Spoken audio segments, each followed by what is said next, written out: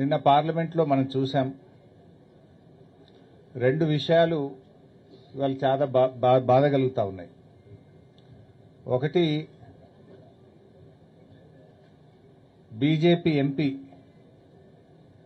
తెలంగాణ మీద మాట్లాడినటువంటి మాటలు ఇవాళ యావత్ తెలంగాణ ప్రజల ఆత్మగౌరవాన్ని దెబ్బతీసే విధంగా ఉంది. ఇవాళ బీజేపీ ఎంపీ మాట్లాడిన మాటలపై కిషన్ రెడ్డి గారు ఇంకా వెనకేసుకొచ్చే ప్రయత్నం చేస్తున్నారు. తేజస్వి సూర్య మాట్లాడిన మాటలు చూస్తూ ఉంటే తెలంగాణ గుండెలు రగిలిపోతా ఉన్నాయి.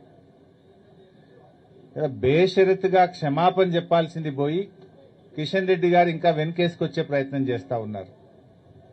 తెలంగాణ రాష్ట్ర ఏర్పాటును ఇండియా పాకిస్తాన్తో పోల్చడం, దేశ విభజనతో పోల్చడం అంటే 4 కోట్ల ప్రజల ఆత్మగౌరవాన్ని దెబ్బతీయడం.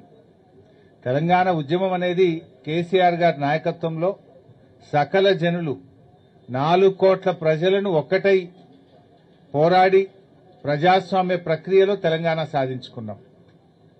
డాక్టర్ బాబాసాహెబ్ అంబేద్కర్ గారు రాసినటువంటి రాజ్యాంగంలోని ఆర్టికల్ 3 ప్రకారంగా తెలంగాణ రాష్ట్రం ఏర్పడ్డది. కానీ తేజస్వి సూర్య గారు ఇదేదో పాకిస్తాన్ భారతదేశ విభజన జరిగిందనే విధంగా దాన్ని మాట్లాడడం అంటే అమరుల త్యాగాలను, తెలంగాణ ప్రజల పోరాటాన్ని చిన్నచూపు చూడటం. ఇది ఇండియా పాకిస్తాన్ విభజనలాగా జరగలేదు. రాజ్యాంగంలోని ఆర్టికల్ 3 ద్వారా ప్రజాస్వామ్య పద్ధతుల్లో లోక్సభలో, రాజ్యసభలో బిల్లు పాస్ అయి రాష్ట్రపతి సంతకంతో గెజిట్ నోటిఫికేషన్ ద్వారా ఈరోజు తెలంగాణ రాష్ట్రం ఏర్పడ్డది. అంటే కనీస అవగాహన లేకుండా తెలంగాణ మీద విషం జిమ్మేటువంటి ప్రయత్నం, తెలంగాణ ఉద్యమం మీద, తెలంగాణ ప్రజల మీద, తెలంగాణ రాష్ట్రం మీద ఒక విషం జిమ్మేటువంటి ప్రయత్నం చేస్తా ఉన్నారు.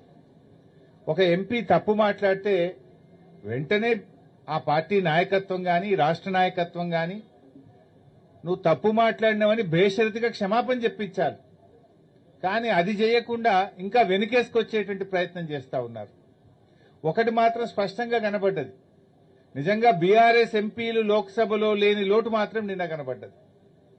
బీఆర్ఎస్ ఎంపీలే ఉండి ఉంటే అప్పుడే ఆన్ ద స్పాట్ తేజస్వి సూర్యకు ధీటైనటువంటి సమాధానం మరి తెలంగాణ బిడ్డల తరఫున బీఆర్ఎస్ చెప్పుండేది. ఇవాళ 8 మంది